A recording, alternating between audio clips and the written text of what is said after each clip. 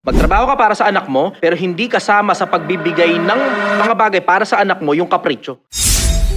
Yung lahat na lang ng meron ka, bibigay mo para sa anak. Tapos pag yung mga anak mo nakakapagtrabaho na, biglang sisingilin mo na ngayon pabalik dahil wala ka ng kapasidad para magtrabaho dahil tumanda ka ng kabibigay sa mga anak mo. Hindi gumagana yan.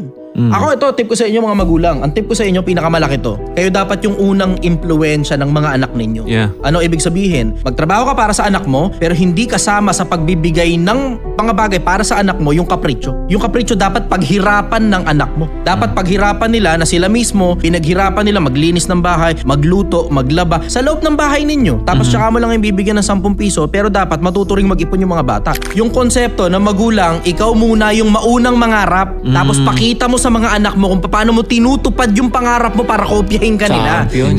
Ano ngayon yung puno, siya yung bunga. Champion. Nakita nung anak mo kung paano mo sinimulang mangarap na ngayon nasa squatters area tayo anak, mahirap ang buhay natin. Pero bukas mas maayos na yung bubong natin. Bukas nakakalipat na tayo, nakakarenta na tayo sa mas maayos na lugar. Kahit man lang hindi subdivision, kahit saan man lang. Susunod na panahon, meron na tayong motor na. Susunod na panahon, may tricycle na tayo. Susunod na panahon, may jeep na tayo. Susunod na panahon, private car na tayo na. Nakita mo yung buong proseso kung saan tayo nang galing. Kopyahin mo eksakto kung paano mo nakita sa akin na pinaghirapan, pinag-ipunan ng gusto, tinalinuhan naming mga magulang mo. Exactly. Kaya nga, For example, tingnan mo, makita yun ng, kunyari may anak siyang babae Yeah. at lalaki.